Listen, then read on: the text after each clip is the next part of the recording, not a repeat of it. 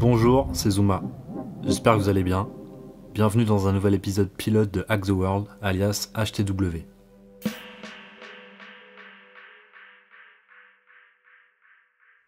Il y a quelques temps de ça, un ami m'a demandé de lui expliquer ce qu'est une DAO et ce qu'est un token en moins de 5 minutes. Qu'est-ce qu'un token? Que veut dire tokeniser? Qu'est-ce qu'une DAO? Et à quoi peut servir un token?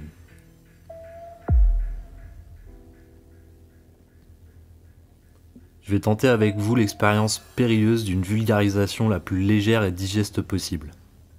Elle comportera assurément des imprécisions, des raccourcis et des métaphores afin de réussir à rentrer dans le format choisi. 15 minutes.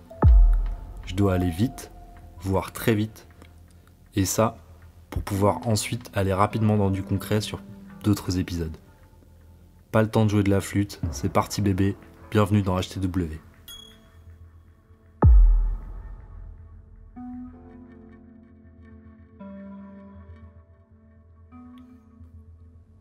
Pour commencer, on ne peut pas parler de DAO ou de token sans parler de Bitcoin. Pour faire simple, Bitcoin est le premier objet numérique qui ne peut pas être dupliqué. Lorsque tu envoies une photo à un ami par internet, tu as encore cette photo. Alors que le Bitcoin, tu lui envoies, là il l'a vraiment en sa possession et tu ne l'as plus. Donc c'est quelque chose de rare et d'unique en quelque sorte. On peut le comparer à l'or, puisqu'il existe dans une quantité limitée. En revanche, contrairement à l'or, on sait qu'il en existe 21 millions de pièces. Bref, le Bitcoin peut être perçu comme une monnaie d'Internet, pseudonymisée et fonctionnant sans banque centrale, grâce à un réseau distribué et décentralisé auquel tout le monde peut participer. Je ne rentre pas dans le détail volontairement de son fonctionnement dans cet épisode, car ça mérite un épisode dédié, voire 10. Pour résumer, on peut utiliser Bitcoin pour faire des transactions financières, de pair à pair, donc en direct, avec n'importe qui, n'importe où dans le monde, sans utiliser de réseau bancaire. Un petit point à noter, c'est que le Bitcoin est fractionnable, jusqu'à 7 zéros après la virgule. C'est la mesure qu'on appelle le Satoshi, du nom de son créateur. Donc personne n'est obligé d'acheter un Bitcoin complet, bien sûr. On peut dépenser 1 ou 2 euros en Bitcoin, comme dans n'importe quelle monnaie. Bitcoin est né en 2008, pendant la crise des subprimes. Il a fêté ses 10 ans cette année et marque une révolution technologique, par son expérience de monnaie par et pour le peuple, sans les banques. Bref, je m'arrête là pour Bitcoin. J'irai peut-être plus loin sur le sujet si cela intéresse des gens. N'hésitez pas à le dire en commentaire. Aujourd'hui, nous parlons DAO et token avant tout. Maintenant que vous avez compris que Bitcoin a permis l'émergence d'un token, cette pièce de monnaie numérique unique qui est paramétrée pour ensuite être unique et sécurisée, en fait, Bitcoin est un peu le papa. C'est le patron, le padré, le papounet, le daron des tokens.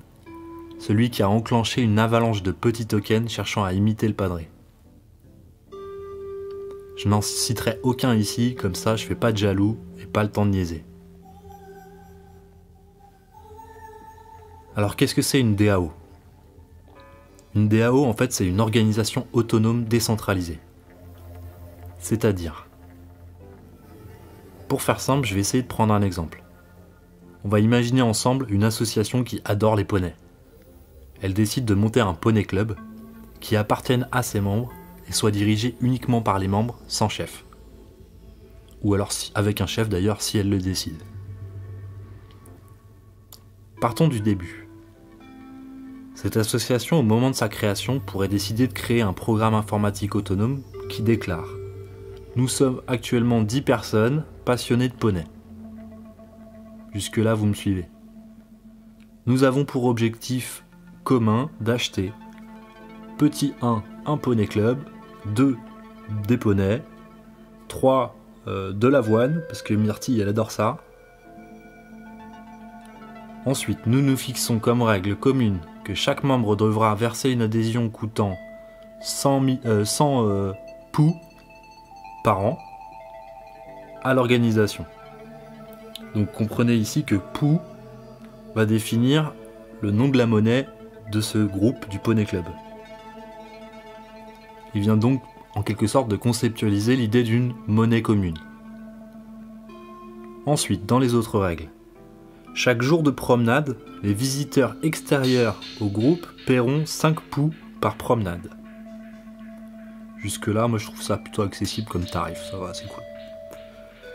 Pour notre projet, nous avons besoin de 100 000 € pour financer l'installation et la mise en service de notre magnifique Poney Club. Ceux qui souhaitent participer au financement de ces 100 000 € recevront des jetons, ou tokens, appelés Pou, avec une réduction de moins 20% par rapport au prix pratiqué lors de l'ouverture du Poney Club. Je m'arrête 2 secondes là-dessus. En fait, en quelque sorte, c'est un petit peu comme si on faisait une campagne de financement participatif auquel les gens, en faisant un don ou un préachat, touchent en quelque sorte une réduction de 20% sur le service final. Ils sont ainsi à la fois cofinanceurs du projet, mais également futurs utilisateurs, puisqu'ils vont se servir des poux pour aller faire du poney. Ensuite, pour ce qui est des décisions du Georges Poney Club, nous procéderons par vote au sein de la DAO, qui nécessitera 70% d'adhésion pour être validé. 70% c'est quand même assez puissant, hein. Ça veut dire que c'est très élevé, on doit vraiment atteindre un nombre important du collectif pour faire valider une grande décision. Après ces paramètres-là, c'est à définir, c'est peut-être le plus approprié pour un Poney Club.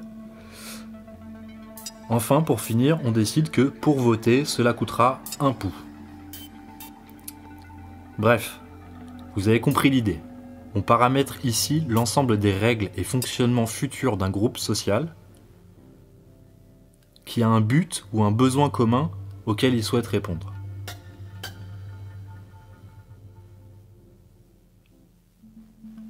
Pour la partie financement, préalable au projet, on peut voir ça exactement comme une campagne de financement participatif, sauf qu'ici, il n'y a pas d'intermédiaire comme Kickstarter, Ulule ou KissKissBankBank.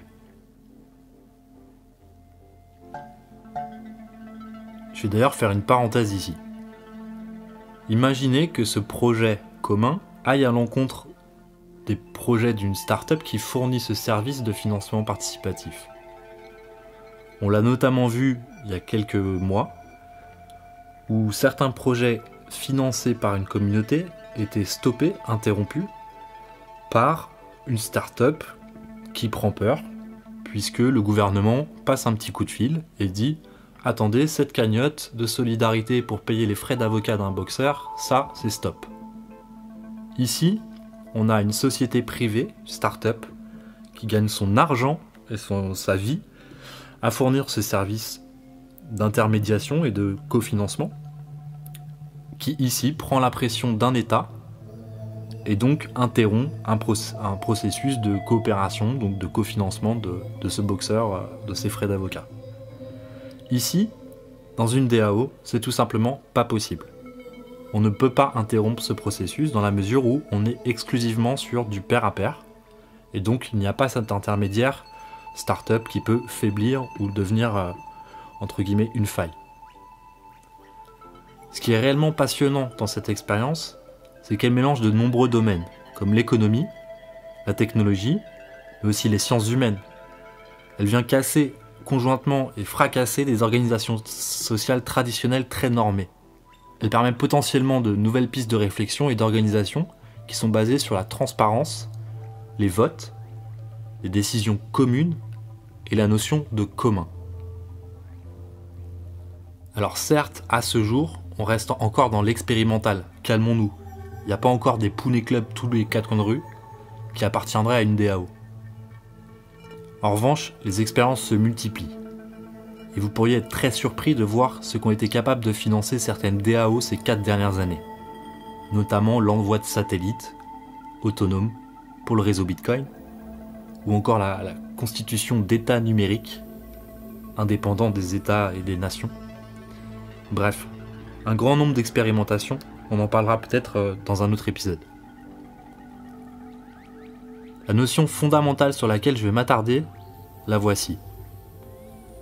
À l'heure d'un Internet centralisé, contrôlé, censuré et pris en étau entre des acteurs privés, comme les GAFAM, ou même publics, comprenez ici n'importe quel gouvernement actuel, il me semble très pertinent d'explorer des approches qui remplacent au cœur des technologies la notion de commun. Les communs, c'est quoi ? C'est la route, la bibliothèque, les connaissances. C'est presque, on pourrait dire, le service public. Ou encore n'importe quelle action, événement ou organisation qui n'a que pour seul but celui de l'intérêt collectif. C'est ça, moi, qui m'intéresse, précisément. Pourquoi demain, un jeune qui n'a pas une thune ne pourrait pas monter une DAO pour financer la boulangerie de son quartier ? Les membres de la DAO ne seraient alors que ses futurs clients et la boulangerie appartiendrait à son écosystème, local ou pas, à ses utilisateurs et à ceux qui souhaitent qu'elle émerge. Le jeton pourrait permettre de payer son pain, mais aussi de voter pour des nouvelles recettes de chocolatine ou le prix du café en terrasse ou la couleur de la devanture. Bref. Cette question, elle peut s'approprier à la fois à l'échelle locale, de sujets économiques et de besoins d'un territoire, mais aussi à l'échelle complètement internationale, puisqu'une application n'a pas réellement de rayonnement local et peut aussi répondre à des besoins d'intérêt collectif. Bref, beaucoup de choses peuvent être imaginées, elles doivent nous inspirer non pas des peurs d'un avenir technologique qui serait au service de la surveillance de masse et de la répression, mais bien des perspectives d'outils et de biens communs, dont personne ne pourra jamais s'octroyer la propriété de façon définitive et radicale. Ces outils sont jeunes, expérimentaux pour la plupart, mais d'une puissance phénoménale, à laquelle nous devons accorder une importance de premier rang. Sans quoi, on laisse la porte grande ouverte à ce que l'on nous présente la révolution possible d'une toute autre manière et avec des intérêts privés dans la balance. Finalement, nous sommes peut-être à l'aube de quelque chose de potentiellement immense, digne de l'imprimerie, qui pourrait rebattre les cartes d'une justice sociale, d'une transparence des organisations locales, régionales, nationales, internationales, pourquoi pas. Par exemple, à l'heure où je ne suis pas satisfait de la répartition du budget de mon gouvernement, et où je souhaite pouvoir être acteur de ses choix de façon réelle, immédiate, ou en tout cas de pouvoir la vérifier. À l'heure où je n'ai aucune confiance en le gouvernement pour appliquer un choix effectif issu du peuple lors d'un vote. À l'heure où l'information est organisée de façon pyramidale et opaque, construite autour d'une logique totalement dépassée et victime d'une inertie. À l'heure où en tant que citoyen, je n'ai aucun moyen de vérifier par moi-même le parcours d'un vote, de son travail de documentation et de recherche à son approbation finale. Je vais volontairement aller dans la provocation car on n'est pas venu enfiler des perles. Si demain, la prochaine élection présidentielle se déroulait à la façon d'une DAO, avec un peuple uni qui programme la répartition de son budget, son programme, vote ensemble l'élaboration d'un programme commun au service de l'intérêt collectif. Auriez-vous confiance ? Si demain une DAO naissait, sans identité légale, sans un visage à mettre en avant pour vous rassurer, bien coiffé, bien habillé, et si cette DAO venait proposer une alternative au système national d'impôts, avec une transparence cette fois-ci radicale, seriez-vous prêt à suivre ?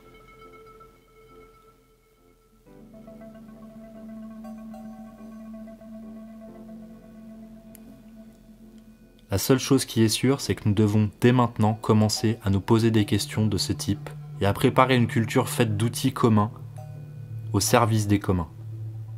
Et cela, ça passe peut-être par des expériences de tout type, tokeniser une boulangerie ou un Pune Club. Je vais vous laisser méditer à cela tranquillement jusqu'au prochain épisode où l'on verra ensemble comment créer une DAO en 15 minutes, top chrono. C'était Zuma, exit.